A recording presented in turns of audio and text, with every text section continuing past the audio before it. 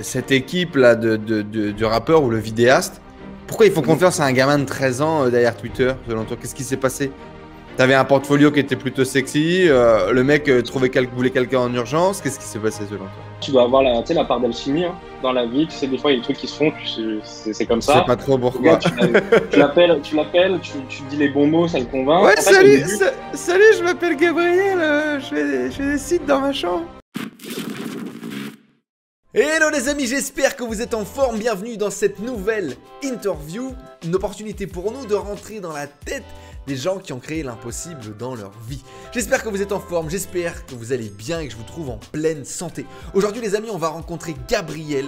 Gabriel qui est encore une fois un parcours atypique au possible. Il s'est fait virer des cours, hein, clairement, ils en voulaient plus. Ils en voulaient plus. Déjà au collège, c'était terminé pour lui. Il savait que l'éducation nationale, ça serait pas son job. Et il l'envoie du coup vers autre chose, vers une autre voie. Il voulait clairement se débarrasser de lui et lui, il pète un câble malgré des compétences techniques. Parce que vous allez voir, il va se prendre de passion très très tôt pour l'informatique. Il va partir en commerce, il va partir en vente et il va démarrer une carrière de jeune vendeur très rapidement. Et vous allez voir, en parallèle de ça, il va commencer à vendre des prestations à 13-14 ans. Et il va lancer sa première agence web à cet âge-là pour travailler pour un rappeur très connu. Vous allez le voir dans la vidéo, en tout cas une interview riche en rebondissements qui va vous donner les back-office, les coulisses de quelqu'un qui a créé l'impossible dans sa vie. Et comme d'habitude les amis, avant tout, laissez un énorme like, abonnez-vous à cette chaîne YouTube si vous voulez plus d'interviews inspirantes pour faire décoller votre business et mettez-nous dans les commentaires juste en dessous qui voulez-vous voir sur la chaîne. Merci à tous, bonne vidéo les amis. Sur votre route les amis, il va y avoir de la merde. Est-ce que j'ai pas assez de connaissances? Est-ce que j'ai pas assez de compétences? Peu importe combien de fois je vais tomber, t'es heureux, t'es épanoui. Vous avez votre putain de biographie face à vous et il faut commencer à écrire. Hello les amis, j'espère que vous êtes en forme. Bienvenue dans cette nouvelle interview de quelqu'un qui a créé l'impossible dans sa vie. Et je suis très content d'accueillir un nouveau membre de la tribu qui est avec nous aujourd'hui. Comment tu vas Gab? T'es en forme? Bah, ça va très bien et toi? Gab, en soirée mondaine, comment est-ce que tu te présentes? Je travaille dans le web depuis très longtemps et je suis un couteau suisse dans le domaine. D'accord, ok. Le couteau suisse du web. Ouais, c'était mon slogan à un moment. Bon, il vaut ce qu'il vaut, mais je trouve qu'il représente bien ce que je fais et mon parcours. Que tu fais aujourd'hui. Ok. Ouais. Justement, effectivement, tu as commencé super tôt, toi. Ça va être super intéressant que tu puisses nous raconter un peu comment tu t'es lancé, etc. Rapidement avant ça, est-ce que tu peux nous décrire aujourd'hui, en quelques lignes, tes différentes casquettes? Qu'est-ce que tu fais aujourd'hui au quotidien, grosso modo? Comment tu gagnes ta croûte et comment tu t'amuses? Alors aujourd'hui, j'ai cofondé une boîte du coup où on fait principalement du WordPress, WooCommerce et du dev sur mesure. Donc on est trois et mon rôle dans cette boîte, c'est de l'opérationnel sur la partie WordPress, WooCommerce et toute une partie recherche, test et développement de projets internes du coup. Donc notre vision en fait, c'est donc on a toute une partie de prestation, mais on essaye aussi, enfin pas on essaye, on fait en interne des projets, que ce soit pour développer, s'amuser, et aussi pour pouvoir tester des choses qu'on peut proposer en prestat juste derrière. Donc, c'est un peu notre vision. Donc, en gros, on jongle, enfin, moi, mon quotidien, c'est jongler entre les prestations pour les clients et des tests de projet, de s'amuser un peu et De d'obtenir… développer une application, de tester une nouvelle application qui pourrait améliorer, je sais pas, la mise en avant d'un produit, des trucs comme ça, que ce soit sur le marketing, mais sur le développement aussi, c'est ça? C'est ça. Typiquement, en ce moment, on travaille beaucoup sur le e-commerce et c'est développer des plugins. Tu as une idée de fonctionnalité ou tu as une fonctionnalité qui t'est demandée plusieurs fois. Tu vas développer un plugin et tu vas le tester sur un de tes projets internes. Ou, je sais pas, tu trouves une techno, tu trouves une façon de faire. Avant de le vendre, tu le testes toi et après, tu le proposes au client. Et donc, effectivement, tu es développeur, tu es un techos. Ouais, alors moi, j'ai un profil pas développeur, full développeur en tout cas. Puisque je touche un peu à tout en fait. C'est pour ça que dans la boîte, j'ai pas ce rôle de chef de projet, mais d'un peu plus pas en hauteur hiérarchique, mais en hauteur sur la vision de ce qu'on peut faire. C'est-à-dire que je comprends les devs, je comprends les graphistes, je comprends les marketeurs et je fais un peu le lien entre tout ça, si tu veux. Et après, je travaille avec deux personnes du coup qui sont eux vraiment des devs très tech, plutôt back. Et moi, du coup, plutôt sur la partie front. Et tu vois, je papillonne un petit peu sur tout ce qui peut se faire. Top. Et donc, du coup, ça, c'est une de tes casquettes. Il y a une deuxième casquette qui est effectivement plus dans l'e-commerce. Du coup, raconte-nous Ouais. un peu. Et bah, dans le cadre, bah, pareil, des projets dont je te parlais là, on a voulu lancer du e-commerce. Alors, à la base, c'était pour plutôt arrêter la presta. Parce qu'on était en mode, là, on en avait un peu marre de faire de la presta, on s'y retrouvait plus trop. Et du coup, on s'est dit, on va essayer de développer une activité e-commerce. Donc, ce qu'on fait au quotidien, je le fais beaucoup en association avec d'autres personnes, que ce soit sur le Media Buy ou ça peut être sur le SEO. J'ai eu plusieurs différentes associations. Et là, on commence à vraiment relancer des projets full interne sur ma boîte. Sinon, à la base, en fait, l'idée, c'était on vire la presta et on fait que du e-com. Et maintenant, c'est plus en train de devenir un 50-50 parce que les deux servent, enfin, l'un sert l'autre, en fait.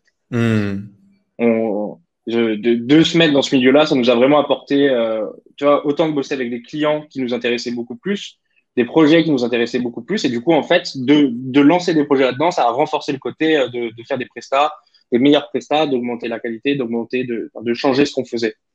Et du coup, dans ce cadre du e-com, j'ai deux pendants d'activité, on va dire. Une partie plus monoproduit, qui est en tâche de fond, où on lance des choses assez régulièrement. Et une partie multiproduit, où là, c'est du setup un peu plus long terme. On prend plus de temps et voilà, on fait des tests, on lance des choses.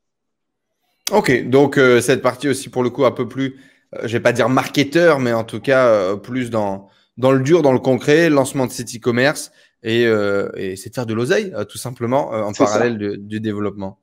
Tiens, avant qu'on bascule un peu sur justement ton parcours, est-ce que tu peux nous donner une anecdote sur chaque casquette? Il y a une anecdote marquante en tant que développeur, que créateur de projets. Il y a vraiment quelque chose de particulier parce que quand tu es du côté développement, pour tous ceux qui ne le savent pas, qui connaissent pas trop cet environnement, tu as souvent quelqu'un qui vient et qui te dit tiens, je veux ça. Et toi, tu crées ce truc. Et la majorité du temps, c'est jamais vraiment ce que le gars il veut au final. Voilà, ce dont il a besoin, c'est jamais ce qu'il imagine et ce qu'il veut. Et donc, il y a tout un cheminement. Et donc, tu as vraiment cette partie de création, un peu, c'est pas créativité, mais quand même, tu vois. Et l'autre partie qui est plus business, qui est plus marketing, qui est effectivement peut-être un petit peu plus hardcore de temps en temps. Vraiment deux casquettes complètement différentes, mais qui chacun a son lot d'émotions. Est-ce que tu as à nous partager genre une anecdote de la partie agence, peut-être un projet dont tu es fier, peut-être un truc vraiment cool qui s'est passé, et même chose sur la partie marketing e-commerce, est-ce que tu as une anecdote vraiment qui t'a marqué? Sur la partie prestation de service, celle qui m'a le plus marqué, on va dire que c'est la première que j'ai faite. C'est toujours la première qui nous marque le plus. Mais celle-là, elle avait vraiment un contexte particulier. Comme tu disais, en fait, donc ça fait souvent rire les gens quand je dis ça, mais j'aime bien le raconter quand même. Le premier client que j'avais, je devais avoir 13 ans, un truc comme ça, 12-13 ans. Et en fait, ce qui est marrant, c'est la manière dont je l'ai eu. C'est que, donc en fait, je bossais pour l'équipe d'un rappeur français. Et en fait, ça s'est fait tout bêtement. C'est que tu as le mec qui faisait ses clips, qui sur Twitter dit ouais, on recherche un mec qui sait faire des sites internet. Du coup, moi, j'étais dans ma chambre, tu vois, j'avais 12-13 ans, j'étais sur Twitter, je dis moi, je sais faire. Et en fait, le mec m'a appelé et il m'a dit vas-y, on va faire ça. Tu vas faire le site, je vais te dire un peu ce qu'on veut et on va tester. Et donc, en fait, je me retrouve du coup à bosser sur un premier projet pour l'équipe de ce rappeur-là. Et en fait, c'est ce qui m'a lancé après dans tout le web parce que, en gros, j'ai fait ce premier site. Moi, ça faisait quelques années que je me formais, tu vois, tout seul. Je faisais des faux projets. Juste pour, là, c'était le moment où je me formais vraiment en dev. Donc, je faisais des faux projets. Je les sortais jamais, mais bon, ça m'amusait. Donc là, c'était le premier site qu'on m'achète. Et en fait, derrière, parce que c'était un peu, tu sais, que tu connais bien l'écosystème parisien et ça va très vite. Et donc, en fait, derrière, j'ai eu plein de commandes. Mais voilà, comme je te dis, j'étais au collège, quoi. Et en fait, du coup, en 6 mois, je me suis retrouvé à faire une dizaine de sites pour plein de clients parisiens. Et en fait, c'est pour ça que je voulais raconter cette anecdote parce que du coup, ça vient juste d'un tweet. C'est une réponse à un tweet. Et pourquoi, à ton avis, cette équipe-là du rappeur ou le vidéaste, pourquoi ils font confiance à un gamin de 13 ans derrière Twitter, selon toi? Qu'est-ce qui s'est passé?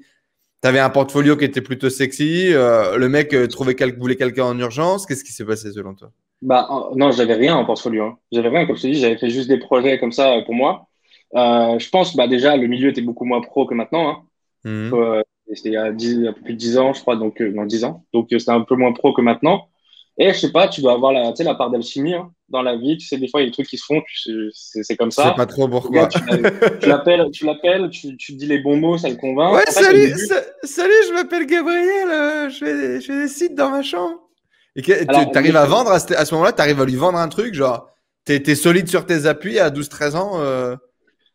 Est-ce que tu te en souviens un fait, peu qu'est-ce qui s'est passé dans cette conversation téléphonique? déjà, je lui ai pas dit mon âge. Donc, Ok. c'est un élément de réponse. Donc, on s'est au téléphone. Non, je lui ai dit, genre, en fait, je savais ce qu'il voulait faire parce que c'était une refonte d'un site que je suivais, c'était un média. Donc, je savais enfin, je savais de quoi il parlait.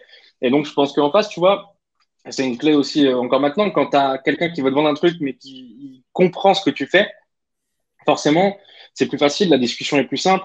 Dès qu'il me disait un truc, je sais pas, j'avais les réponses parce que à l'époque, moi, j'étais vraiment passionné par ce milieu-là. Donc, je pense que c'est aussi la passion qui est ressortie.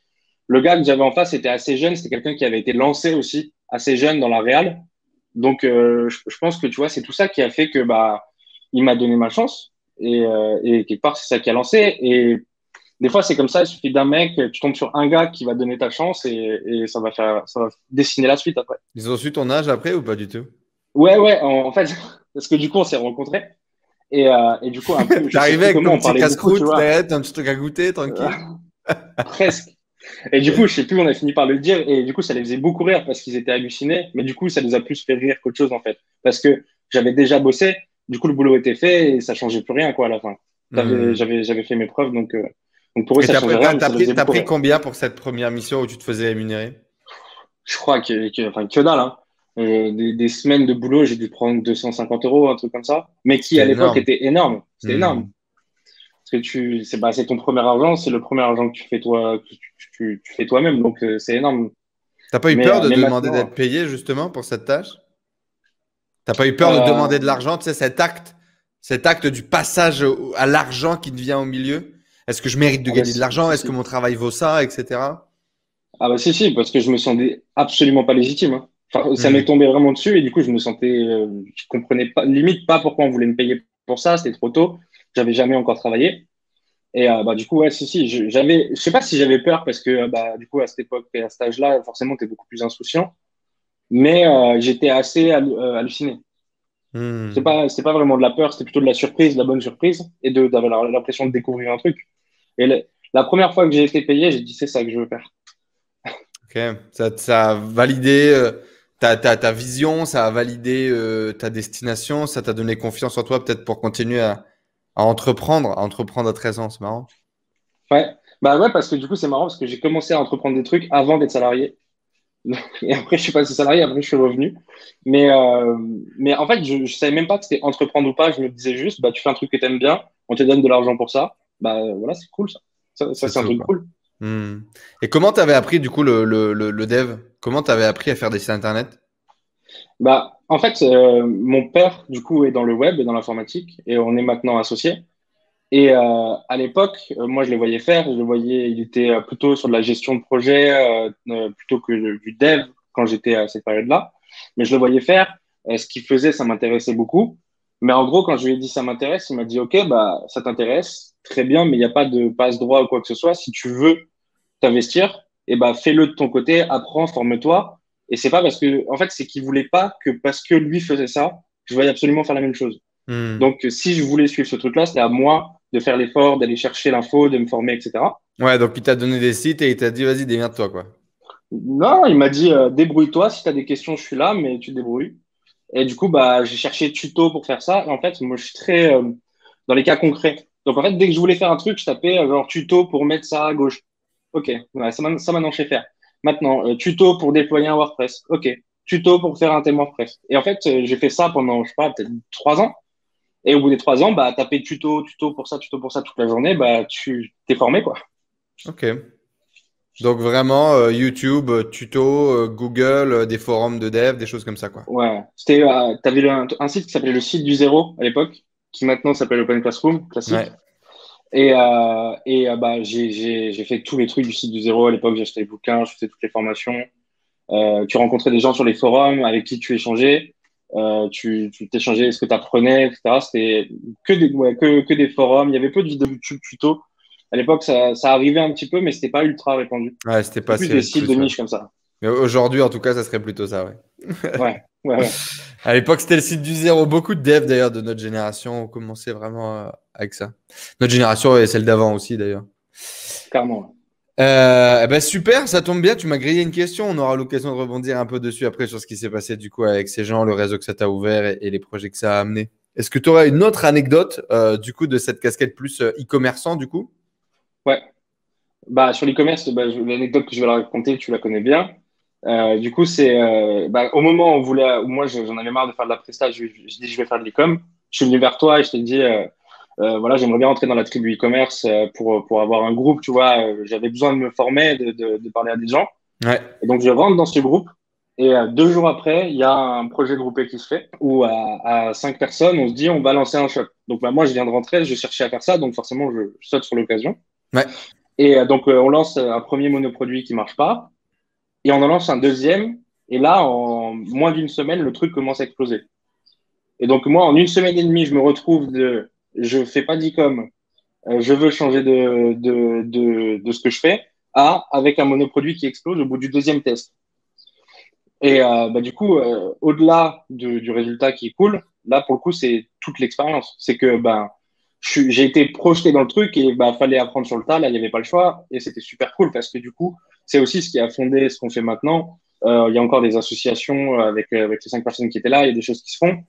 Et donc, ce projet-là, qui s'est fait vraiment sur un message WhatsApp, un truc de lancer, c'est l'inertie de tout ce qui se passe maintenant, en grande partie en tout cas dans mon activité et dans ce que je fais.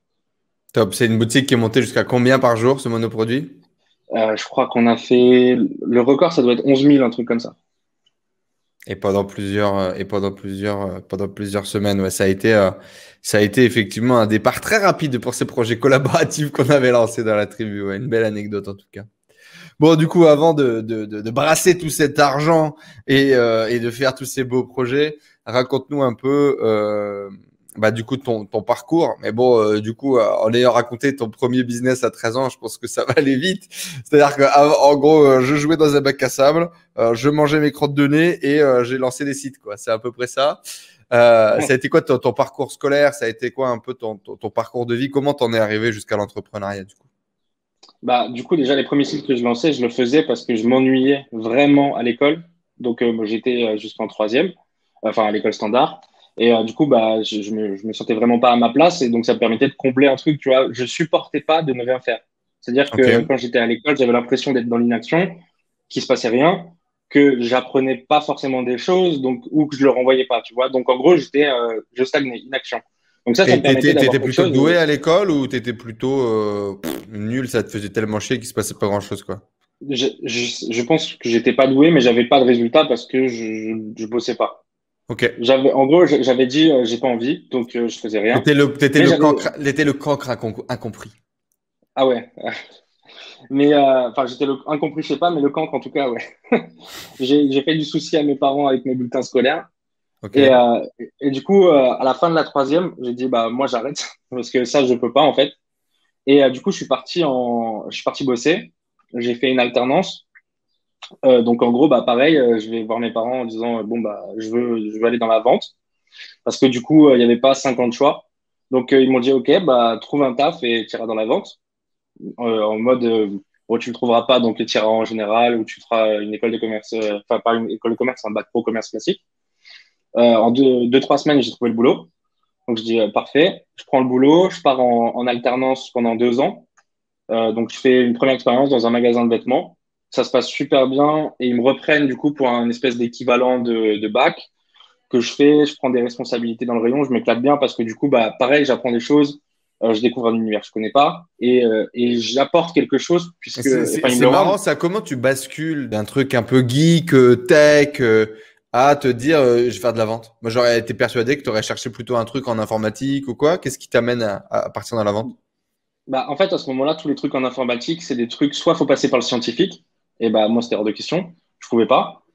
Soit fallait faire un espèce de bac entre deux, mais qui n'avait genre, enfin, rien à voir avec l'informatique en soi. C'était juste, ça te faisait une passerelle pour après. Et moi, je voulais pas attendre 3 ans. Et du coup, je m'étais dit, j'ai appris le graphisme, j'ai appris Adobe. Ah, maintenant, il faut que j'apprenne à vendre. Ok. Et du coup, bah, pour apprendre à vendre, je me suis dit, bah, qu'est-ce qu'il y a? Je regardais ce qui se faisait. Il y avait les bacs pro-vente. Il y avait beaucoup de magasins qui prenaient. J'aimais bien les vêtements. Je me suis dit, bon, bah, je vais aller bosser dans un magasin de vêtements. Et en fait, j'ai pas été beaucoup plus loin dans le cheminement. Juste, je me suis dit, sur le moment samedi, je vais faire ça. Ok. Et donc, je fais ça et j'y reste, bah, au final, 3 ans. Et pendant ces 3 ans-là, je fais pas trop de web parce que, bah, premier boulot, bon, le rythme change, machin. Et je reprends un peu à la fin et je T'as décide quel de âge? T'as partir 16 ans, de. du coup. Tu fais 16 à 19 ans? Non, je fais 14 à 18. T'as 14 quand tu finis le lycée? Le Le collège? collège, ouais. Ouais, 14, j'allais sur les 15 en fait. Ouais, ok. Donc T'es fin d'année, je quoi. commence 14-15, ouais, 14-15 et je pars vraiment je commence mon nouveau job d'après le jour de mes 18 ans, quoi.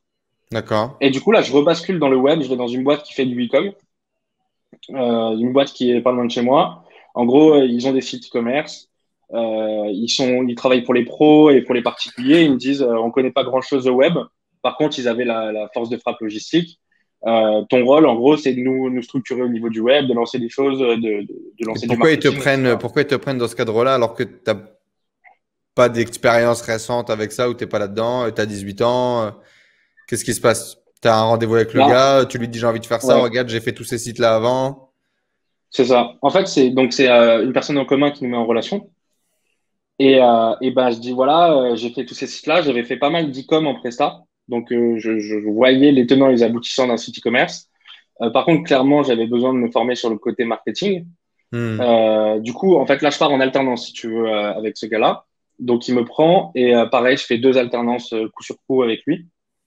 Je finis en CDI juste après. Et donc, bah, pendant 4 ans, je crois, je bosse avec eux, on développe leur site, on a fait pas mal de choses, c'était cool.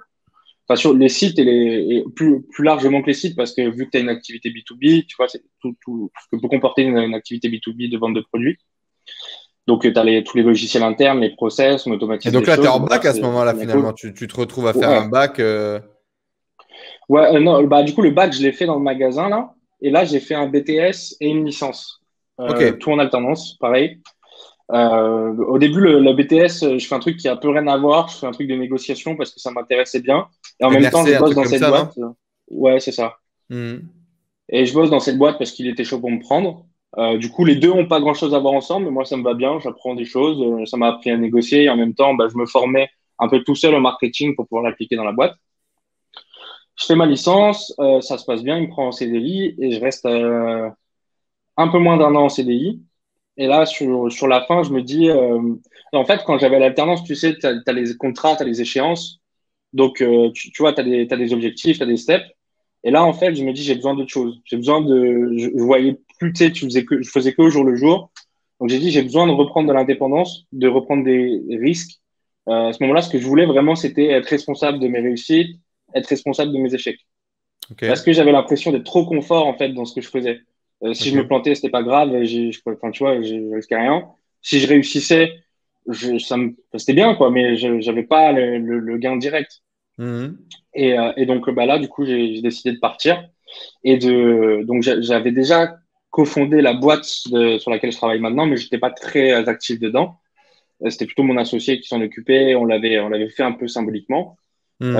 Et du coup, à ce moment-là, je décide de partir et de m'investir à plein temps dans le développement de cette boîte. Et puis, nous voilà, là, quasiment 2 ans plus tard. Ok. J'aimerais qu'on revienne un petit peu sur ce truc de justement d'être mauvais à l'école. Est-ce qu'à un moment donné, tu te dis ouais, je fit pas quoi, je fit pas dans la société. Pourquoi est-ce que moi ça marche pas? Est-ce qu'à un moment donné, tu as une perte de confiance en toi parce qu'on a l'impression que tu as glissé malgré un parcours qui pourrait être chaotique d'un point de vue extérieur par rapport à la société. On a l'impression que tu as glissé, que t'as surfé quoi, tu vois, tu as surfé, que ça s'est bien passé. Est-ce qu'à un moment donné, quand même, tu le vis mal et c'est la fin du monde et tu pètes un câble? Ou est-ce que tu as juste lâché prise sur ça en mode allez vous faire mettre, tout va bien se passer et t'avances, t'as fait ton truc. Ah, j'ai lâché prise complet. En fait, j'avais décidé que j'avais pas envie de le faire, mais en même temps, j'avais pas peur. J'étais plutôt très confiant. Je Ok. savais pas pourquoi, parce que j'avais rien, hein, mais j'étais confiant. Je savais que ça allait le faire, que j'allais le trouver. je me disais, tu vois, que je voyais que j'avais la capacité à me former, j'avais la capacité à faire des choses. Et vraiment, à ce moment-là, je me dis, bon, j'étais un peu en mode petit con, mais ils comprennent rien. Je sais, moi, je sais ce que je fais. Je vais dans le bon sens, tu vois. Ok. Et en gros, j'avais fermé tout. Tout ce qu'ils me disaient, ça pouvait être les profs. Bon, j'ai pris tous les trucs classiques, standards, tu vois, de reproches des profs, de conseillers d'orientation, de principal, même de mes potes, parce que mes potes réussissaient plutôt bien dans les études et ils réussissent toujours bien. Et ce qui est marrant, c'est que j'ai la même bande de potes que à cette époque-là maintenant. Et du coup, les visions ont changé par rapport à ça. À l'époque, j'étais vraiment pour eux l'ovni. Genre, j'étais en train de rater ma vie, je faisais n'importe quoi. Maintenant, du coup, c'est marrant parce qu'ils voient la chose d'un œil complètement différent. Et quand on en parle, du coup, ça amène à des bonnes discussions. Mais à l'époque, par rapport à ça, ouais, tout le monde me dit, même mes parents, ils disent, il est en train de faire n'importe quoi, tu vois, qu'est-ce qu'on va en faire? Et Mais, toi, tu te dis, ah, non, c'est bon, ça va le faire. ouais, il y a le destin. Je sais pas, je croyais à un truc, je sais pas trop quoi. Je me posais même pas trop la question, en fait. J'étais à l'intérieur, je savais que j'allais trouver un truc, j'allais rebondir. Même, tu vois, quand Est-ce je que ça t'a pars, fait douter de tes capacités? De te dire, peut-être je suis con, tu vois? pas, non, vraiment pas trop. Parce que, en gros, je me suis dit, de toute façon, je réussirai pas dans leur système à eux, mais je vais réussir dans le mien. Et donc, j'avais fait le deuil de. En fait, vu que tout ce qu'on me disait, ça a été rapporté à un système que je considérais pas, bah, ça me faisait Ok. rien, en fait. Ok. Parce que je m'étais dit, en fait, j'ai basculé dans l'autre sens. Et en soi, quand je quitte mon premier job dans le magasin, je décide de partir, mais pareil, derrière, j'ai rien. J'avais rien, mais je savais que j'avais fini ce que j'avais à faire, il fallait que je passe à autre chose. Et donc, je décide de. Tu vois, pas, je claque tout, mais bah, voilà, j'ai confiance, on va trouver le next step, quoi. On va faire autre chose. En fait, je pense que beaucoup l'ont vécu, mais je voyais trop de collègues qui disaient tout le temps, ouais, je vais partir de cette boîte, mais qui partaient jamais. Ne Ils parte disaient ça le jamais. premier jour où je suis arrivé, ils disaient ça encore quand je suis parti. Et je me suis Mhm. dit, le seul moyen de pas faire ça, c'est bah, au bout d'un moment, tu prends le risque, tu veux partir, tu pars et tu passes à autre chose. Ok. Et parle-nous du coup de ce parcours en parallèle des premiers sites web et de la création, du coup qui va durer tout le collège, si j'ai bien compris. Ouais, ouais, une grosse partie de mon collège. Bah, en gros, je bosse la nuit. Je rentre genre à 17 heures chez moi, je bosse jusqu'à 2, 3 heures, des fois même 6 heures. Donc la journée, je suis pas très éveillé, mais en gros, la journée, quand je suis en cours, je réfléchis à comment je peux débugger le bug que j'ai pas réussi à régler. Ça m'arrivait plein de Ok. fois où j'étais en cours et je me disais, ah ouais, c'est ça. Je sais ce qui bug, je rentre chez moi, j'applique le truc, effectivement, c'est ça. Et donc en gros, bah, je faisais que ça. Parce que même quand j'étais en cours, je faisais ça. Je réfléchissais à ça. Euh, donc, Qu'est-ce qui se passe? Du coup, tu fais ce premier site on va dire, t'apporte une certaine notoriété. Ah, c'est ce ouais, mec-là qui a fait ce site-là. Et donc, il y a un peu de bouche à oreille qui se met en place. Et très vite, on te contacte sur Skype, on t'envoie des emails. C'est ça qui se passe? ouais, c'est ça. En gros, le mec qui m'a donné ma chance, du coup, il m'a mis très vite dans leur, dans leur contact, quoi. Et tout le monde a fini par se passer mon numéro. Donc, en fait, les gens m'appelaient en me disant, ouais, parce que beaucoup de lancer des projets, tu vois. Et du coup, ils m'appelaient, je lance une marque de vêtements. J'ai fait beaucoup de marques de vêtements, du e-com. Et puis après, en fait, je commençais à prendre confiance. Donc, j'allais démarcher les gens en disant, bah voilà, j'ai bossé pour tel mec. Toi, je vois que tu fais la même chose. On pourrait bosser ensemble. Et bah, en fait, je me rappelle vraiment, je me disais, ça rentrait quoi. Bon, je gagnais pas énormément de sous, mais j'avais beaucoup de taf, ça rentrait. Les gens m'appelaient, on faisait des choses, des plus petits ou des moyens projets. Et c'était vraiment ça, c'était vraiment que de la recommandation. Et à ce moment-là, Et, du coup, même pas tu le conscientises, même pas tu. Genre, par exemple, pourquoi est-ce que tu n'as pas développé ce projet-là et gagné de l'argent avec ça? Tu gagnais déjà ton argent. Pourquoi est-ce que tu as pris une autre voie? Est-ce que peut-être tu t'es jamais pris vraiment au sérieux par rapport à ça et que tu faisais ça en parallèle? moi, ouais. Ça te payait les vacances ou je sais pas, ta PlayStation que tu avais envie d'acheter à ce moment-là quand on est gosse ou... C'est ça. Moi, je me suis pas du tout pris au sérieux. Pour moi, c'était un hobby, hein. Jamais, en fait, à ce moment-là, je me dis pas, ça va être mon taf. En fait, à ce moment-là, j'ai même pas encore décidé ce que je voulais faire comme boulot plus tard, entre guillemets, parce que j'ai 13, 14 ans. Du coup, je me dis juste, en fait, je suis sur le moment présent. Ouais, je bosse pour tel projet, c'est cool. Ils m'ont payé, c'est cool. J'ai un autre mec qui m'appelle, on refait un autre projet. Et tu vois, vraiment, j'ai pas du tout conscientisé le truc. Ouais, ça me payait les vacances, on faisait des trucs avec les potes, c'était cool. Et en fait, j'ai pris conscience de ça quand j'ai fait un peu mon stop, quand j'ai changé de voie.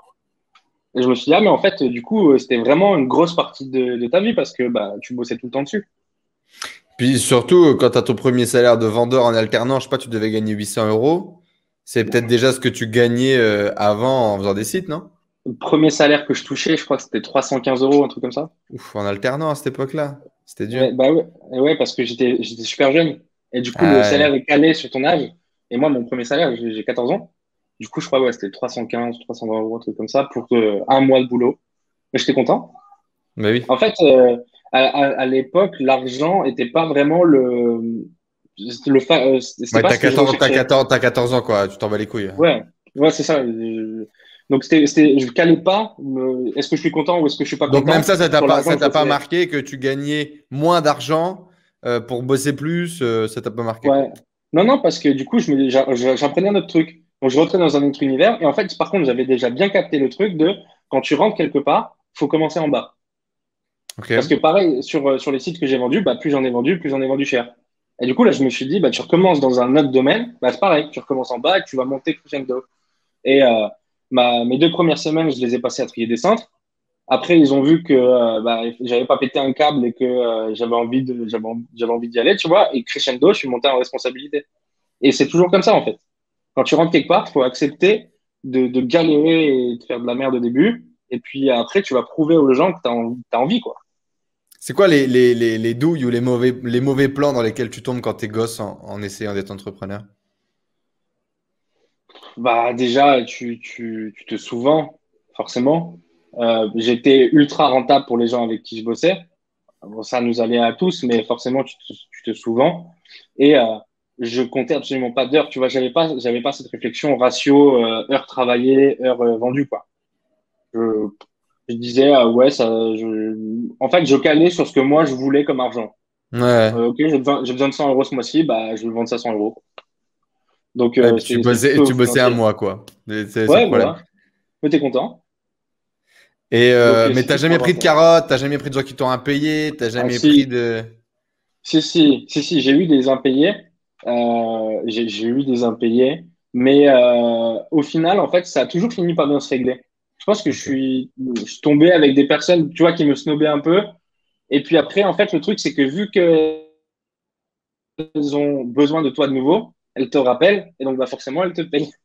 Ok. J'ai plusieurs personnes qui me payaient pas et qui ont fini par payer, mais super longtemps après. Après, c'était aussi un peu le milieu qui voulait ça. J'étais dans un milieu très désorganisé. Mhm. Donc, il y en a qui payaient, il y en a d'autres qui payaient plus tard. Et Et encore une fois, et tu te faisais payer limite, je me comment sentais sur pas. PayPal, du coup? Je sais pas si ça existe encore, c'était des trucs à la poste, les transferts cash, un truc comme ça. Ouais, je crois que ça s'appelait comme ça, où en gros, le mec, il mettait ça à la poste, et toi, tu récupérais ça en billet, en fait, à la poste aussi. Ok. Ouais, Et c'est style Western Union aujourd'hui, quoi. Tu déposes un virement, l'autre tu retires en cash. Ok. ouais, c'est ça. Ça, où je montais sur Paris, j'allais chercher directement, ça me faisait, tu vois, un petit week-end. À Je montais sur 14 Paris, ans. j'allais chercher, Tout va j'allais bien. chercher ma paye. Ouais, voilà. Ok, pourquoi pas. Pourquoi pas. Merci en tout cas, top. Du coup, on avait un peu ton parcours, on avait un peu tes débuts en tant qu'entrepreneur, le premier business, la première vente. Premier échec, ça ressemblerait à quoi? En fait, à chaque fois qu'on me demande, j'ai pas un échec qui m'a marqué, mais c'est plus des Ok. périodes. En Ouais. fait, on en a eu en fait, j'ai pas l'impression d'avoir des échecs parce qu'à chaque fois que je réussis pas un truc, c'est parce que, en fait, je me rends compte que j'étais pas dedans et du coup, j'ai du mal à le voir comme un échec. C'est-à-dire que tu Tu vois, n'étais pas assez impliqué, tu as fait les choses vite fait, c'est t'as ça. pas donné tout ce que Et, tu avais à donner, quoi. ouais, et en fait, ça veut pas dire que tout ce que je fais quand je m'implique réussit, mais ça veut dire qu'au moins, j'arrive à en ressortir quelque chose. Que ce Ok. soit un contact, une connaissance. Tu vois, moi, je définis pas la réussite uniquement sur le financier, même si c'est ultra important et que c'est aussi pour ça qu'on taffe tous les jours. Mais il faut aussi voir ce que tu gagnes dans tout ce que tu fais. Et à chaque Ok. fois que vraiment j'ai rien eu, c'est que bah je me suis pas donné les moyens quoi. Tu vois par exemple l'année dernière avec mon associé, on se dit avant de décider de faire du e-com pour remplacer la presta, on dit on va faire du contenu. On va faire du contenu, mais au final on faisait du contenu qui nous faisait plaisir mais qui n'avait pas de but commercial derrière. Enfin, je vois très bien de quoi tu parles. Et donc, en fait, tu fais plein de trucs, c'est grave cool, mais au moment où tu te dis, ouais, ça serait bien de vendre un truc, bah, ça bloque parce que le système n'est pas fait pour ça, quoi. Le système, il était fait parce que tu avais envie de raconter des trucs sur tel sujet, mais est-ce que ça intéresse quelqu'un? Est-ce que ça rentre dans un système marketing? Ça, j'y avais pas pensé, quoi. C'est ça. Ça, pour le coup, bah, donc c'était l'année dernière. Ça, on l'a vraiment vu comme un échec. Parce que on s'est dit, sur le moment. Maintenant, je le vois plus comme un échec parce que, comme je te dis, maintenant, je sais que je m'étais pas aussi donné les moyens. Mais à l'époque, on se voit vraiment comme, bon, bah, ça y est, c'est foutu. Limite, on hésite à fermer la boîte, quoi. On se dit, ok, bon, bah, on va trouver des prestats que alimentaires. Tant pis, le dream entrepreneur, c'est pas fait pour nous, tu vois.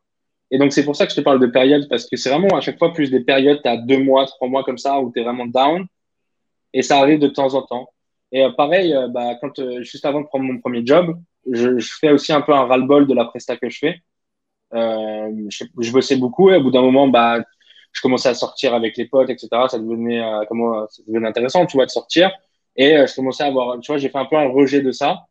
Et j'ai dit, OK, c'est bon, j'arrête. Limite, j'ai claqué des projets en cours au milieu parce que je voulais plus, quoi. Et elle fonctionne du coup un peu par phase comme ça. Et donc, c'est plutôt ce genre de choses que je vois comme des échecs plutôt que des projets. Après, des projets qui sont plantés, on en a lancé plein. Mais en même temps, on lance plein d'idées, tu vois, de micro-itérations. Donc, à chaque fois, c'est jamais dramatique. Ok. J'ai jamais eu un projet où genre j'ai bossé pendant 6 mois et à la fin, je me suis planté totalement, quoi.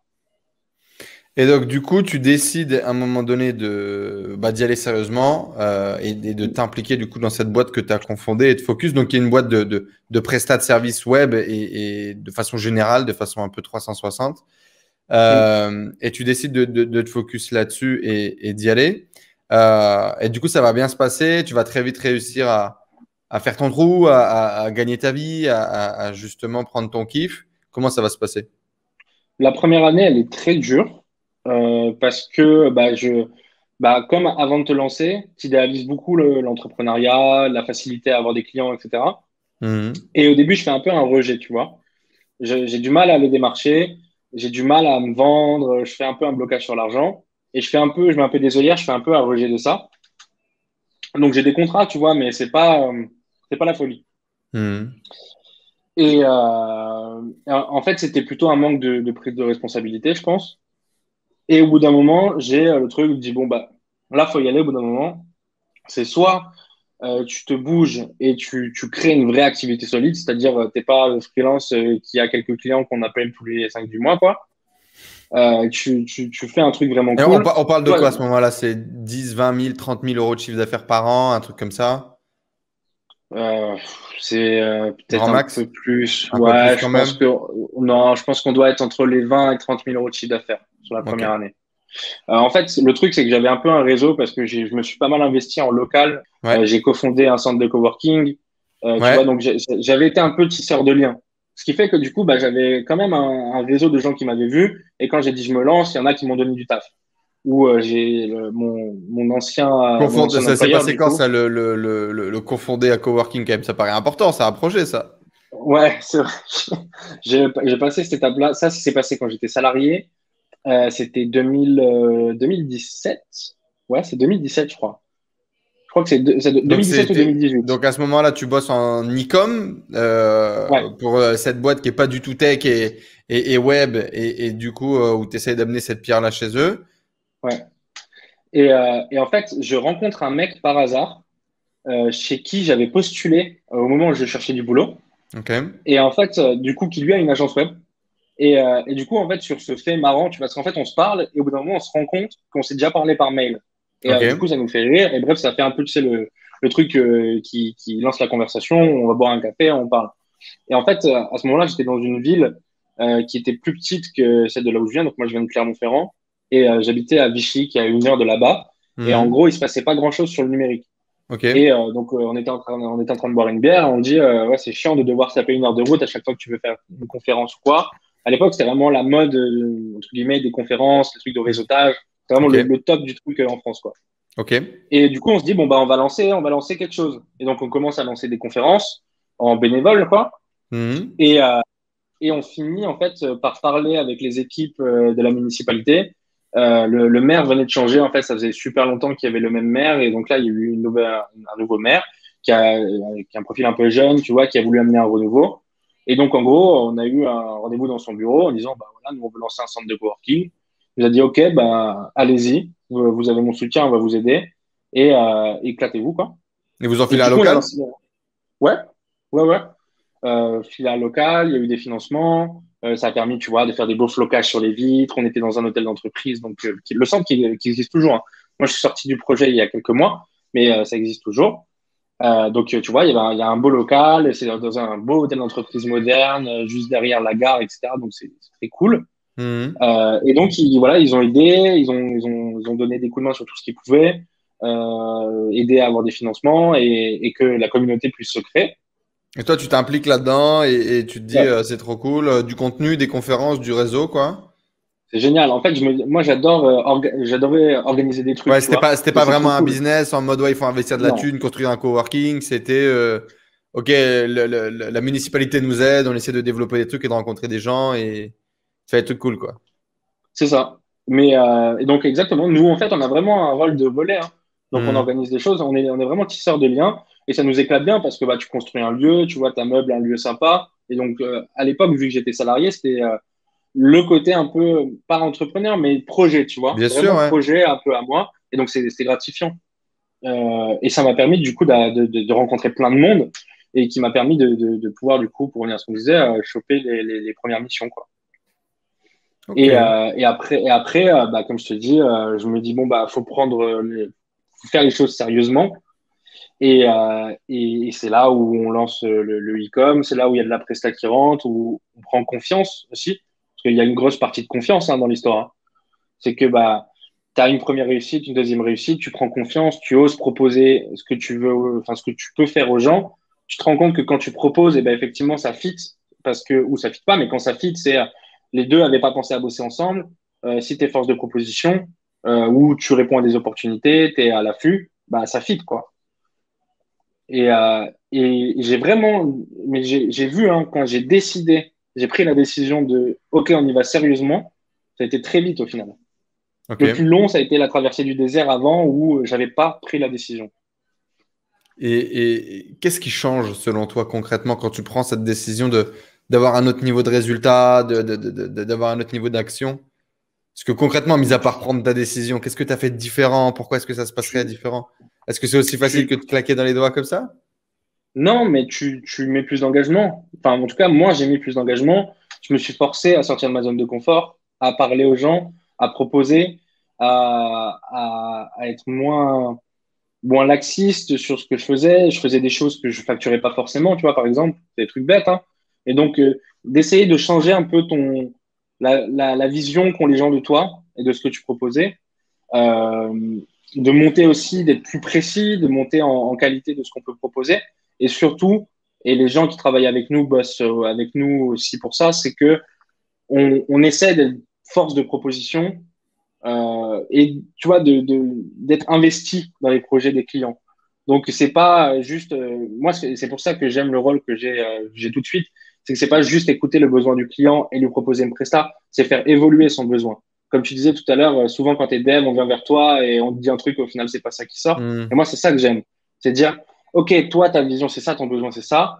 Soit faut pivoter un peu, soit on peut rajouter quelque chose. Et je trouve ça génial, en fait. Parce que tu pars d'une idée d'un mec et après, tu co-construis des choses, même si c'est de la presta. Mais on n'a pas un simple rôle de prestataire parce que sinon, enfin, moi, je trouve ça peu amusant. OK, Ok. ça paye à manger, c'est sympa, mais c'est toujours mieux quand tu arrives à amener quelque chose. Une Et aventure, quoi. surtout quand la personne en face est réceptive, tu vois. Tu as un Hmm. truc, tu dis, ah ouais, effectivement, c'est une bonne idée, ça donne des idées. Et c'est ce qu'on essaye d'amener dans l'ADN, en tout cas de nos prestats. Quelle histoire tu te racontais? Quelle conversation tu avais à l'intérieur de ta tête quand ça décollait pas et que tu as dû faire changer pour faire décoller? Qu'est-ce que tu te racontais? Ça viendra demain. Ah oui, non, ce client est un con. Quelles étaient les conversations que tu avais dans ta tête, tu sais, avant de prendre cette décision de bam, on y va? Je me disais, tu sais, il faut du temps, c'est Mhm. long, ça va venir. Et tu sais, un mois, c'est long, il peut se passer des choses dans un mois. Puis au bout d'un mois, au final, tu es au même stade. Donc, je me disais plutôt, ouais, tu as du temps. Tu as du temps. Ok. C'est pas grave, mais en même temps, ça cachait quand même, j'avais plutôt très peur, quoi. Ok. Mais je me disais, ouais, c'est pas grave. C'est un peu passif. Comme je t'ai dit, je pense que j'ai été moins engagé, moins investi. Et donc, ouais, j'essayais de me rassurer, on va dire. J'essayais de me rassurer et de me dire, ouais, je trouverai une solution, quoi. Mais du coup, en fait, trouver une solution, ça répondait pas à mon problème qui était que je voulais créer quelque chose. Et du coup, tu dis que tu avais peur de quoi? Je pense que bah moi ma peur c'était de pas avoir de pas avoir de boulot quoi hein. T'as pas de contrat, t'as rien. Et en fait plus enfin moi j'en comment dire moi j'en avais plus j'avais peur de ça et plus t'es dans l'inaction en fait parce que plus t'as peur, en tout cas moi je suis comme ça, plus j'ai peur et je me laisse tomber dans la peur, plus je suis dans l'inaction Ok. et dans je me rassure. Alors que plus je suis dans l'action, moi, j'ai besoin de me rassurer, mais même si le résultat est similaire, en fait. Ok. Tant que tu es dans l'action et je sens que tu vois qu'il y a une inertie, etc., là, j'arrive à avoir confiance parce que tu vois ce vers quoi tu veux aller et vers quoi tu vas.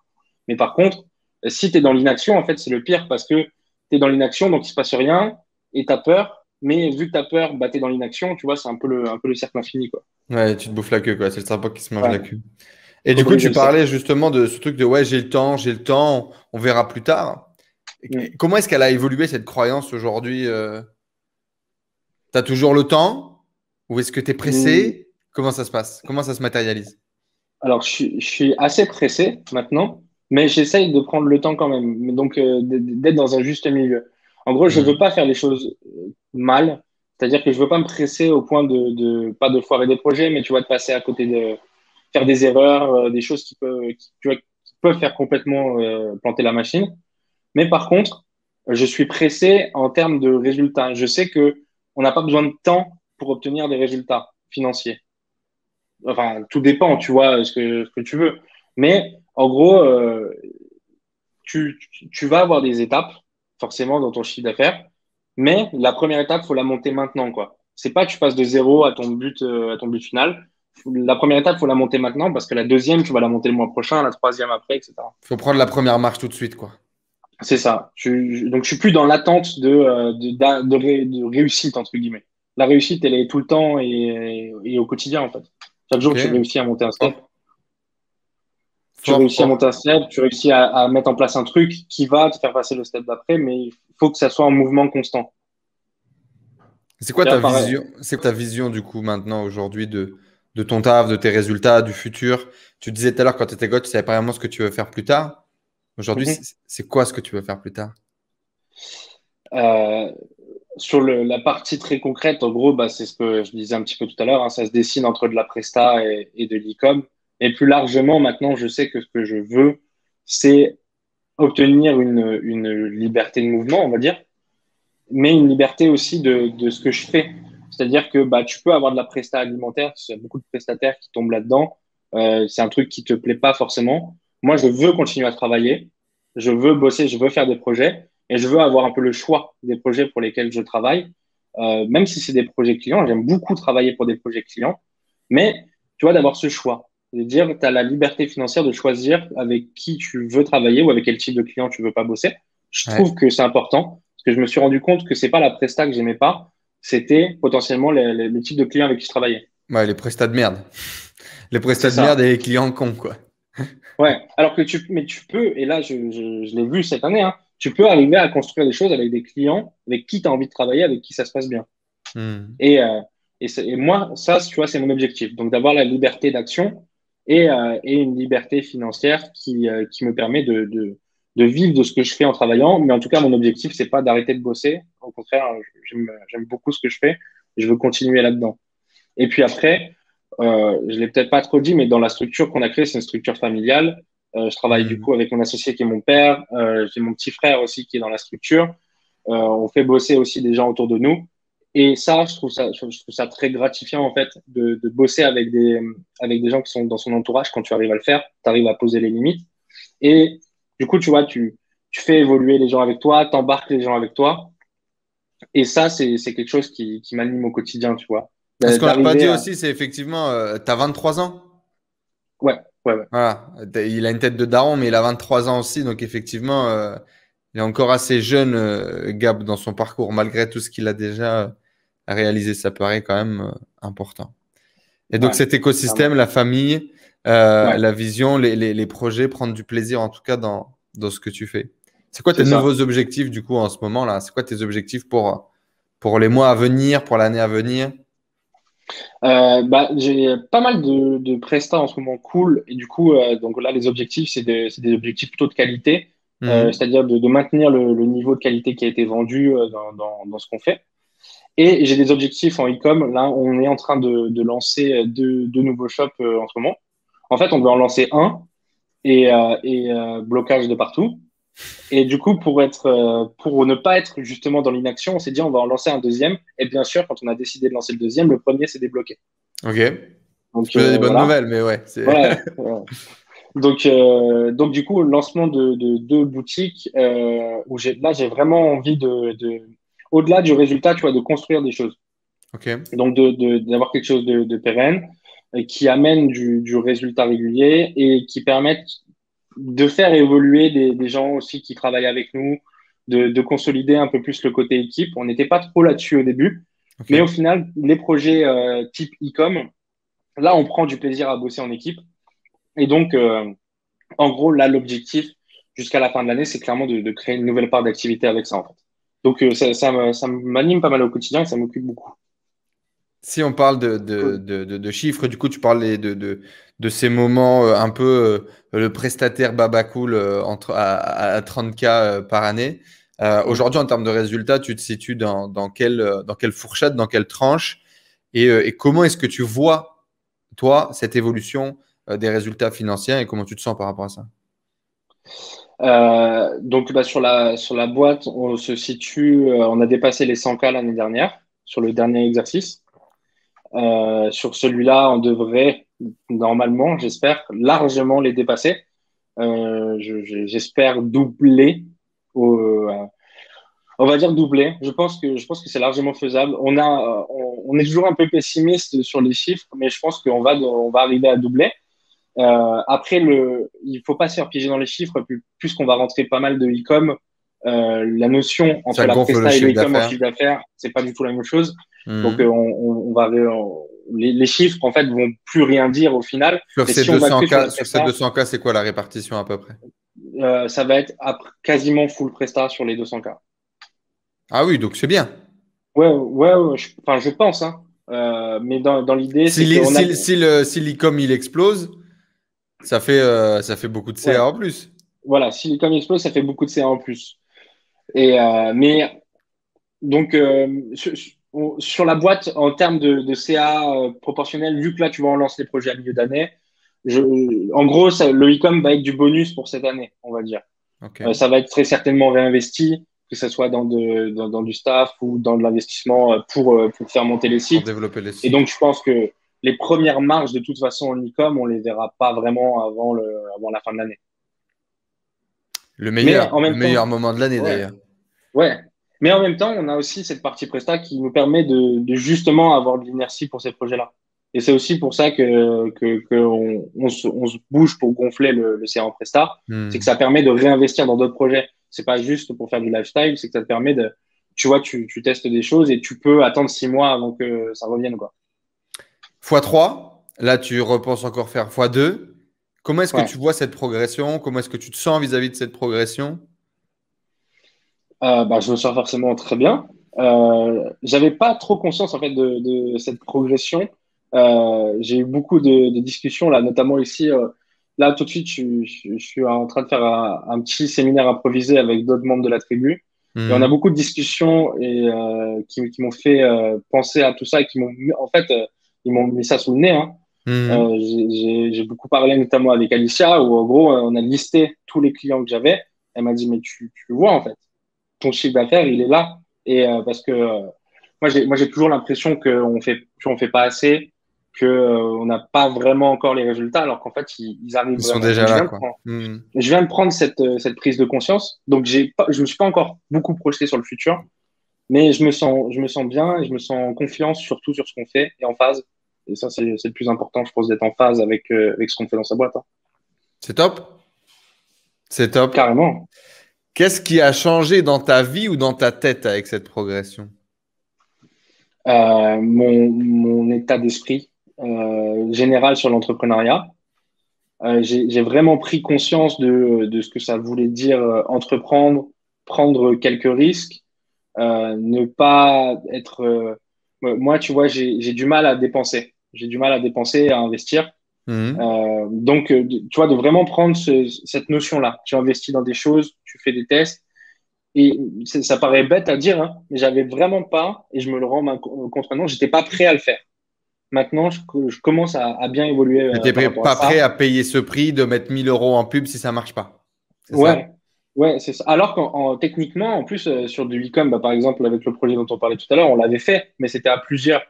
Là, j'étais pas prêt à le faire seul. Maintenant, et donc, moi, je crois beaucoup, tu sais, aux différents stades dans ce que tu fais. Et là, j'en suis au stade où, ça y est, j'ai assez appris, j'ai assez pris le mur pour avoir pris conscience de maintenant, OK, tu es prêt à investir des choses et bah, vraiment cette notion de risque-bénéfice. Hein. Bon, la semaine dernière, tu dois le savoir parce que mon média buyer, tu le connais bien, vous faites des projets ensemble. On a balancé, je crois qu'on a dû balancer 1 000 € au total sur 2 projets en affiliation. T'en as un qui s'est fait bloquer de partout, Stripe, Facebook, tout a été fermé. Et l'autre qui me fait des CPA à 50 euros. Bon, bah, on a tout coupé et on a perdu 1 000 balles, tu vois. Mais effectivement, je me dis que si je balance pas ces 1 000 balles maintenant, déjà, je vais m'enliser dans un truc ou lancer un nouveau projet ou lancer de nouvelles sources de revenus. Ça va être un effort important à faire parce que tout ça, c'est mental. Plus tu es dans l'action, plus c'est facile d'être dans l'action. Plus tu es tranquillement assis dans ta chaise, plus c'est compliqué de se lancer comme ça. Et qu'on ne peut pas gagner à tous les coups. Et que la prochaine fois, bah, si je fais x3 sur mes 1 000 €, on en mettra 10 000 et puis on essaiera de faire x3 pour faire 30 000, etc. etc. Et effectivement, je comprends ce que tu dis parce que dans tous les cas, c'est pas naturel de dépenser 1 € en pub pour gagner 3 € en créant un système. C'est pas naturel et ça s'apprend. Effectivement, parfois, c'est plus dur Enfin, je pense qu'on a tous un niveau d'hermétisme. Je sais pas si ça se dit. Ou en tout cas, on est hermétique à ce concept de bah ouais, en fait, tu veux gagner 100 000, bah, mets 30 000 en pub et crée un système qui fait x3. Mais comment ça? Bah oui, on peut acheter ses clients. Ah, mais comment ça? Et effectivement, ça prend du temps et je comprends ce que tu veux dire. Et c'est C'est que dans top. la tête en plus. Hein. Parce que Mm. en soi, tu peux avoir le cash flow et juste pas avoir le mindset pour le faire. Hein. Ah, bien Donc, sûr. c'est C'est pas le une cas de question beaucoup de. d'entreprises d'ailleurs. Ouais. Et moi, justement, d'avoir pu parler bah, avec des médias buyers, c'est ça clairement qui m'a débloqué. Tu vois, d'être Mm. au contact de personnes qui, parce que tu sens, quand tu parles avec des gens où le média buy, c'est le métier, qui pensent vraiment comme ça. C'est pas un discours commercial. Ils pensent comme ça, c'est ancré en eux. En Ouais, fait, ils de n'ont plus le parler avec choix. des gens avec qui c'est ancré, et bah, du coup, forcément, ça te contamine un peu. Et du coup, Mm. bah, tu te persuades, tu vois, ça prend du temps, mais tu te persuades de la possibilité de la chose et tu t'imprègnes de la façon de penser. Parce qu'en fait, c'est juste une façon de penser. Hein. C'est tout.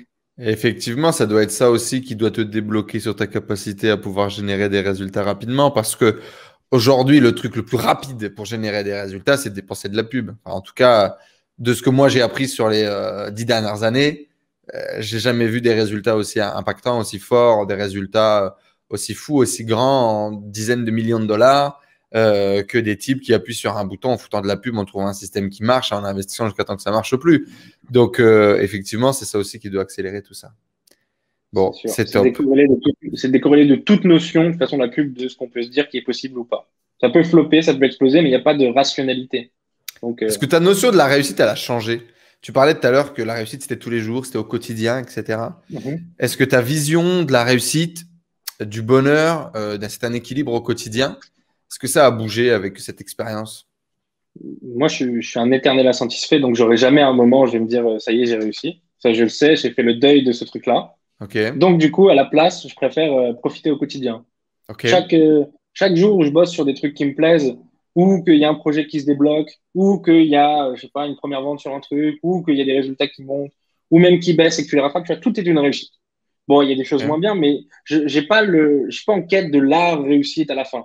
Super. Moi, c'est plus au jour. Bon, ça me dessert aussi sur mon organisation, mais je suis très au jour le jour par rapport à Ok. ça. Donc, c'est profiter au quotidien et aussi gérer au quotidien quand ça se passe mal. Mais pareil, tu vois, quand ça se passe mal, c'est pas parce que ça s'est passé mal le lundi que le mardi, il faut que tu reportes le fait que ça s'est passé mal. Et pas pour la réussite, ça, je le vois un peu pareil. Enfin, si tu as réussi le lundi, que le mardi, si tu vas réussir, il faut bosser pour le faire. Cool. Tu étais très hermétique quand on a commencé à discuter il y a un peu plus d'un an sur cette Mm. notion de gratitude. C'est-à-dire, Ouais. c'est de la merde de bobo parisien. Tu me dis non. Tu me dis, et en fait, enfin, au contraire, t'étais pas dans le clash, t'étais pas dans le débat, t'étais vraiment dans je ne comprends pas. C'est-à-dire, je ne comprends pas. Est-ce que tu ressens, est-ce que tu visualises, et l'objectif final, pratiquement du truc, ça t'était étranger. Mm. Et du coup, je me souviens 3-4 fois où j'ai dû te balancer des audios ou des vidéos ou des trucs ou des machins en te disant, bah tu vois, ça, à l'instant T, ça pour moi, c'est de la gratitude, c'est du truc, c'est du machin. Est-ce que ta vision de la gratitude, elle a évolué? Ou est-ce que c'est toujours un truc qui est étranger dans ta vie ou pas du tout? Ouais, ça a évolué. Et effectivement, je me rappelle quand on en a parlé plusieurs fois, mais ma question a été vraiment très sincère. Je ne comprenais pas ce que ça. En fait, je comprenais pas là, ce que c'était et je comprenais pas du coup ce que tu ressentais. Donc, le Hmm. concept, vraiment, c'était pas du jugement ou quoi, et ça n'en est toujours pas, c'est que je comprenais pas en fait. J'arrivais pas à cerner. Et maintenant, ça a changé. D'ailleurs, tu m'as chauffé avec ton gratitude journal. Là, j'en parlais ce matin. J'ai un coaching avec quelqu'un de la tribu, pareil, un peu en mode bien-être au quotidien.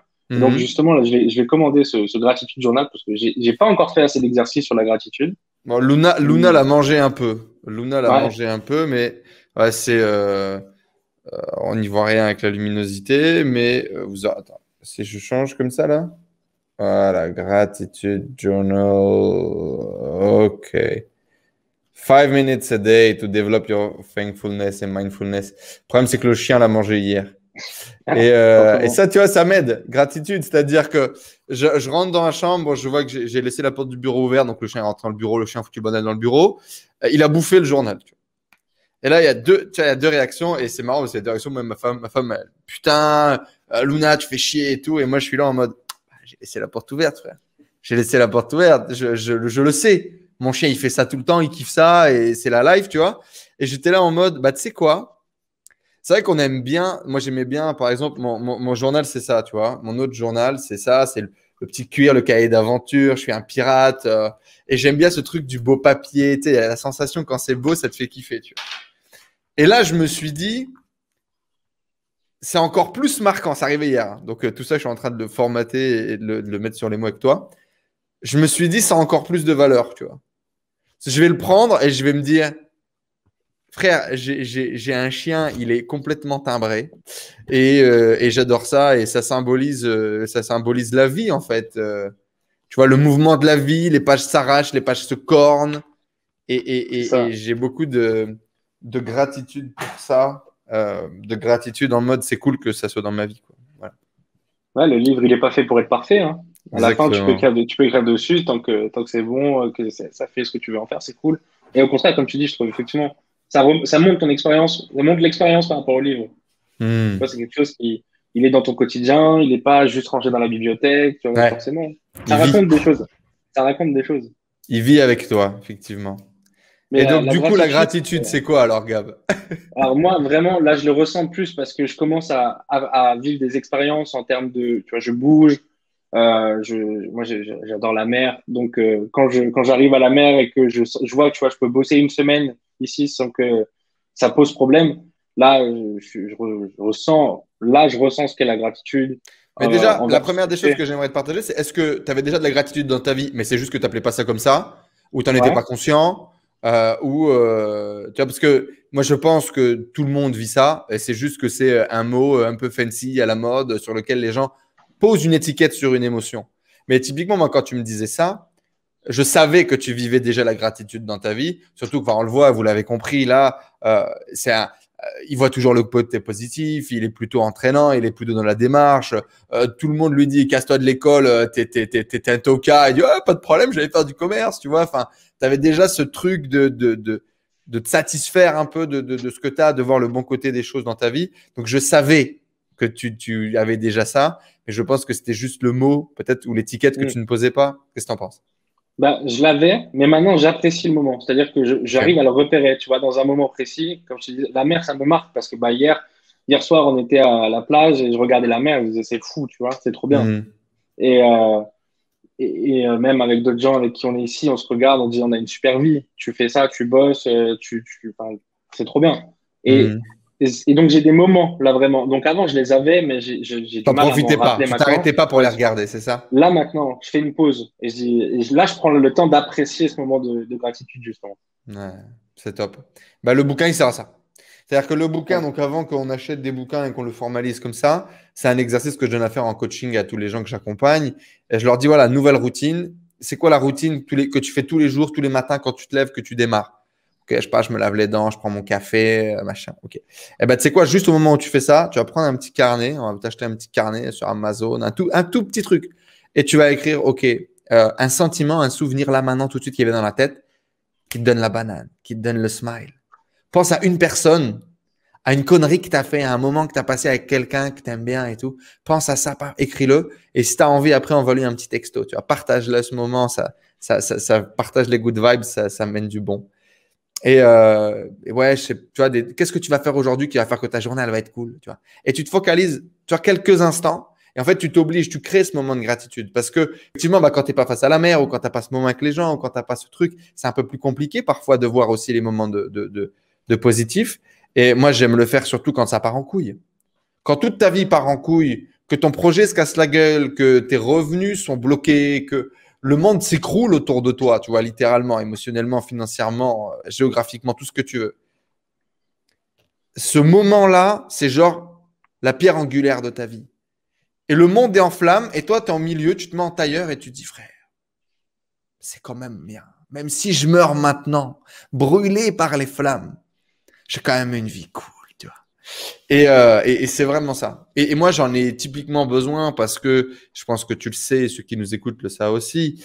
Je suis un hyperactif, ma tête, elle va toujours à 8000 à l'heure. Si je me pose pas pour prendre le temps vient pas.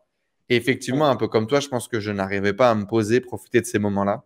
Et aujourd'hui, créer ce rendez-vous avec moi-même me permet vraiment de te rendre compte de ce que tu as. Tout à l'heure, tu disais aussi, je ne me suis pas rendu compte de l'évolution que j'ai vécue, et ce qui doit être certainement le cas de tous les gens qui nous suivent, tu vois. C'est-à-dire qu'on ne se rend jamais compte des choses bien qu'on fait, on ne se rend jamais compte de l'évolution qu'on a. Et il y a beaucoup de gens, par exemple, en interview, ou en partage avec moi, ou en coaching avec moi, c'est à ce moment-là qu'ils se disent, putain, mais c'est vrai, j'ai fait ça quand même et tout. Et là, toi, c'est ce qui se passe un peu dans la tribu, dans le séminaire que vous êtes en train de faire. Et effectivement, prendre le temps de se poser, de se dire, waouh, j'étais où il y a un an, tu vois. Et la majorité du temps, il y a toujours une progression de malade, surtout quand tu es dans la tribu, surtout quand tu es dans la bonne dynamique, surtout quand tu es ambitieux et que tu es dans l'action. Il y a forcément des montagnes que tu soulèves. Et tu t'en rends même pas compte Ouais. parce que tu es en train de la soulever, donc tu n'as pas le temps de te dire, hey, frérot, elle est lourde la montagne, tu vois. Non, bah non, tu es C'est dedans, tu ça. vois. Et puis d'être éternel insatisfait, je pense que, enfin, je sais pas ce que tu en penses toi, mais la plupart des gens qui entreprennent tu peux pas être satisfait, t'es jamais satisfait. Tu veux toujours aller plus haut, un peu plus loin dans ce que tu fais. On verra si ma quête se confirme.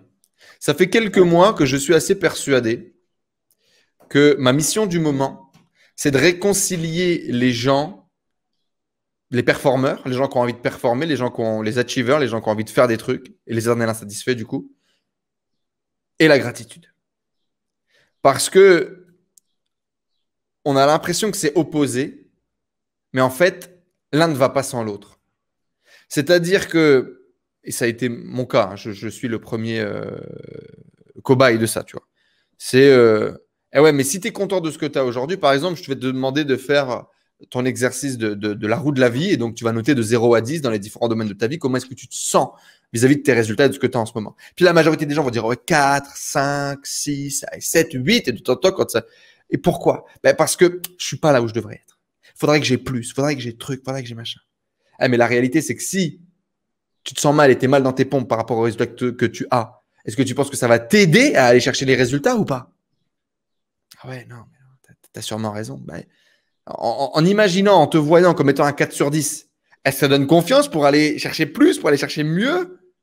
Alors, tu as des gens, effectivement, et tu as des stades de vie où c'est le cas. C'est-à-dire que le bon gros coup de pied au cul, le côté d'être face au mur, le côté où tu n'as pas le choix, la rage de vaincre, parfois, tu fais passer des steps. Et au bout d'un moment, ça ne marche plus.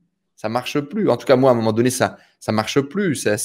La rage de vaincre m'a amené que de la toxicité dans ma vie. Il fallait que je sois motivé par des choses positives plus que par des choses négatives. Et c'est vraiment ça. Et en fait, moi, je suis persuadé que justement, tu es beaucoup plus dans la performance et dans l'achievement quand tu es capable de te dire ce que j'ai, c'est vraiment trop bien. J'ai vraiment de la chance. Je suis au max de ce que je vis tous les jours. Mais par contre, c'est parce que je suis au max de ce que je vis et que j'ai les meilleures conditions possibles qu'on va faire ça. C'est totalement en phase. Bah, c'est pour ça que je te disais, moi, tout à l'heure, je kiffe au quotidien. Hein. Je prends le temps d'apprécier à chaque fois. Mais ça ne veut pas dire que tu es arrivé. Et quand tu auras passé le stade du dessus, ça ne veut pas dire que tu seras pas content ou content. Tu n'es jamais arrivé, en fait. C'est ça. C'est ça. Tu n'es jamais arrivé, mais tu es toujours arrivé. Et c'est ça. Et c'est le truc de, en fait, la gratitude. C'est ah oui, mais si je suis heureux de ce que j'ai, du coup, j'arrête d'avancer. Mais non, au contraire. Tu es heureux de ce que tu as et donc tu niques des nerfs encore plus fort pour aller chercher le step du dessus. Et ouais, il y a beaucoup de gens avec lesquels j'ai ce débat-là. Je sais que ça bloque chez beaucoup de gens et qui, justement, n'intègrent pas cette notion du bien-être dans leur vie, cette notion du bien-être dans leur business, n'intègrent pas cette notion de la gratitude dans leur vie ou dans leur business parce qu'ils se disent oh, je vais penser que je suis arrivé et je vais devenir feignant et j'aurai plus la pression. Mais non, il y a une autre forme de pression aussi. C'est hyper intéressant. Ouais, c'est un vrai débat et c'est vrai que ça me tient à cœur. Parlons un petit peu de la tribu du coup avant de te laisser aller voguer vers d'autres aventures. Pourquoi est-ce que tu as rejoint la tribu? Quand est-ce que tu as rejoint la tribu? Raconte-nous un peu cette aventure. Moi, j'ai rejoint la tribu du coup au tout début. Je crois qu'Alicia, elle m'avait dit j'étais le premier sur le truc LearnyBox là, à avoir rejoint le truc. Moi, je te suivais depuis longtemps. Je pense que 2016, un truc comme ça. Donc la majorité silencieuse. Ok. Et à un moment, je vois que tu fais ça sur Insta. Et tu vois, pour te dire le mindset de l'investissement, à l'époque, je crois que tu fais un truc 7 euros pour rentrer dedans. J'ai réfléchi pour dépenser les 7 euros. Mais dans tous les cas, tu m'avais déjà écrit avant. Ouais, on avait parlé. On avait déjà eu des petits échanges et je sentais que tu étais le genre de gars relou, en fait, qui pose 8000 questions pour prendre une décision à 7 balles. Tu vois ce que je veux dire ou pas? Ouais. Et je te sentais comme ça. Parce que tu avais un background, tu avais déjà des résultats dans ton activité. Enfin, 30 000 balles, c'est des résultats. Tu n'es pas au point de lancement. Tu es déjà lancé, tu as déjà des résultats, tu es déjà en action, etc. Et pourtant, je me sentais que tu faisais des romans pour poser des questions, des trucs de machin qui étaient des détails. Tu vois ce que je veux dire? Je me souviens que j'ai ce souvenir-là qui me vient. C'est ça. Je réfléchissais beaucoup, mais c'était beaucoup sur tout. Et, bref. Tu vois, c'est l'état d'esprit dont je te parlais tout à l'heure. Et comme quoi, c'est pas du tout en rapport forcément avec des montants. Il y a peut-être beaucoup de gens qui vont se retrouver là-dedans parce que c'est un mindset dominant, je pense, aujourd'hui. Et du coup, je rejoins le groupe et je suis jamais parti. J'ai rejoint la tribu normale, ensuite la tribu e-commerce. Et à la base, je le rejoins vraiment pour avoir une vision de ce qui se faisait. Donc, c'était pendant le premier confinement, je crois. Donc, on avait du temps à revendre. C'était pendant le premier confinement, il me semble. Ouais. Et donc, j'étais chez moi. En fait, je me rappelle, j'étais chez moi. Et du coup, ça permettait de parler à d'autres gens. Je voulais rencontrer d'autres gens. Je voulais, tu vois, rencontrer des profils et voir ce qui se passe. Et donc, du coup, voilà, c'est comme ça que j'ai rejoint le groupe et que j'ai rencontré beaucoup de monde, parlé avec beaucoup de gens, rencontré pas mal de personnes en vrai aussi, pas que en chat ou en Zoom. Et puis, voilà, chaque semaine pendant les masterclass, apprendre des choses. Moi, l'idée, c'était vraiment, je savais que j'avais besoin d'ouvrir le mindset. Ok. Du coup, c'était à la base ce que j'étais venu chercher. Et maintenant, je le vois autant comme du réseautage, de rencontrer, d'échanger, que comme une veille, en fait. Avec les différents invités qui passent, les différentes méthodes qui sont présentées. Je le vois vraiment un peu comme une veille. Il y a une ouverture à de nouveaux concepts, de nouvelles choses, de l'information, tu vois. Et bien sûr, tout ce côté communautaire, c'est le plus gros du truc. Hein. Moi, je trouve en tout cas. Qu'est-ce que ça t'a apporté Comme opportunité ou dans ta vie d'entrepreneur? Ça m'a apporté des projets, ça m'a apporté des clients, ça m'a apporté des partenaires, même maintenant des amis, parce que j'ai des partenaires avec qui on a lancé des choses et qui on est devenus assez proches. On se voit, on échange sur un peu tous les sujets, soit business ou pas. Euh, donc ça m'a, tout ce changement de mindset dont je parlais, ça vient de là, des personnes avec qui j'ai pu échanger, et tout vient de là. Et puis après, c'est l'effet de réseau, hein. De toute façon, c'est dans tous les groupes, c'est toujours comme ça. Et moi, je l'avais déjà expérimenté. Tu rentres dans un réseau, tu fais, donc au niveau business, hein, tu fais une presta, on te recommande, tu vois des opportunités passer que tu vois pas forcément de gens qui sont dans le réseau aussi, qui disent, bah voilà, je connais quelqu'un qui cherche un tel. Enfin, c'est du tissage de liens, hein. Et donc, ça m'a apporté autant sur le côté business pur que sur le côté relationnel, apprendre des choses, rencontrer plein de monde et des profils très variés surtout. Parce qu'il y a de tout, hein, dans la tribu, il y a tous les profils et c'est ça qui est intéressant. C'est là où les débats sont intéressants, justement. Qu'est-ce que tu dirais du coup au Gab qui avait peur de mettre 7 balles dans la machine à l'époque et de s'inscrire dans la tribu? Qu'est-ce que tu fais? Inscris-toi plus vite. Mais comme quoi, j'ai pas été si lent que ça, vu que j'étais le premier. Non, t'as été dans les premiers, ouais. C'est clair. Mais ouais, non, non, c'est sûr que après le produit a évolué aussi, forcément, en bien, moi, je trouve. Mais faut y aller.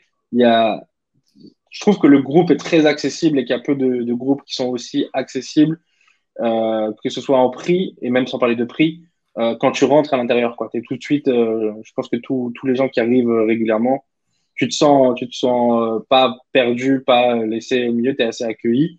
Et à l'intérieur, tu vois, tous les échanges c'est simple. Et ça, c'est dû à la diversité des profils qui sont dedans, hein, je pense. Eh ben, c'est top. Merci beaucoup. Est-ce que tu peux nous rappeler ton meilleur souvenir? Ton meilleur souvenir dans la tribu, c'est quoi? Mon meilleur souvenir dans la tribu, il y en a plein. Bah, forcément, on va dire que le meilleur souvenir, c'est quand on lance le projet e-com avec d'autres personnes de la tribu et que on est en Zoom et on se dit qu'est-ce qui se passe? Qu'est-ce qui est en train de se passer? Les gars, il y a un truc bizarre là. Il y a 4-0 derrière le 1 sur le chiffre d'affaires du jour là. Qu'est-ce qui se passe? Donc, sur le côté business, c'est vraiment. Je me rappelle, hein, vraiment, on est en Zoom, on voit le live view, on dit mais c'est n'importe quoi. C'est n'importe quoi. Et après, sur le côté humain, c'est vraiment c'est vraiment, j'ai pas un truc qui me revient là, mais c'est la bienveillance dégagée, tu vois, ce truc que ça t'amène. Moi, je trouve que ça, que quand tu es dans le chat ou que tu es dans la masterclass, c'est le moment un petit peu où tu vas pouvoir être dans un bon environnement, tu vois, c'est cool, c'est positif. Donc, si j'ai pas un souvenir qui me revient, mais plus une sensation, c'est la positivité. Bah, c'est top. C'est top. Gab, tu fais de la presta du coup et on va clôturer cette interview là-dessus. Merci en tout cas d'avoir partagé avec nous. Merci de nous avoir suivis. Si vous êtes intéressé pour travailler avec Gab, justement, restez connectés avec nous. Gab, tu as un appel à projet du coup. Rapidement, dis-nous tout, c'est ton call to action.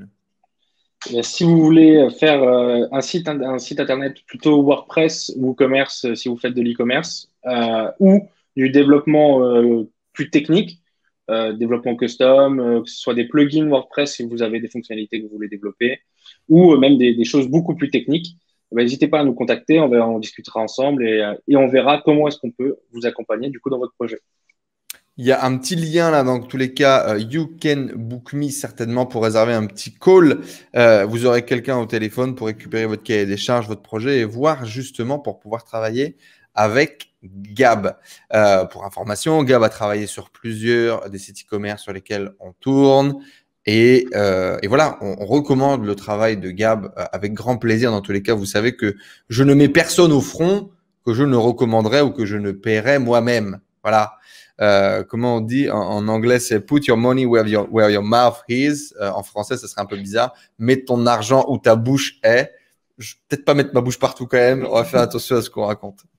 Gab, merci beaucoup. En tout cas, c'était un plaisir d'échanger avec toi et de retracer un peu ce parcours très atypique. Qu'est-ce que tu dirais à tes profs de collège? Je me Est-ce que suis tu vas leur souvent, envoyer, est-ce que tu leur enverrais cette interview? ouais, ça serait une bonne revanche. Je leur dirais merci pour tout. Salut. Merci pour tout. À Merci pour bientôt. tout et merci pour rien. Voilà. À Voilà, bientôt. À c'est ça. bientôt. À Ciao. bientôt. Bisous. Bisous. Gab, merci beaucoup d'être venu partager. Les amis, bien évidemment, si vous voulez une prochaine interview, mettez-nous dans les commentaires quelqu'un à interviewer. Laissez-nous un like. Envoyez un maximum d'amour pour Gab. C'est pas un exercice facile quand t'as pas l'habitude de passer derrière la caméra. Donc, envoyez un maximum de messages positifs. Si l'histoire de Gab également vous a impacté, vous a touché, dites-le dans les commentaires. Ça fait toujours plaisir à lire. Soutenez-nous, abonnez-vous à la chaîne YouTube. Et puis, on se donne rendez-vous très bientôt dans une prochaine interview. Merci Gab, à tantôt dans la tribu bien évidemment. Et merci tout le monde, à bientôt. Ciao, ciao!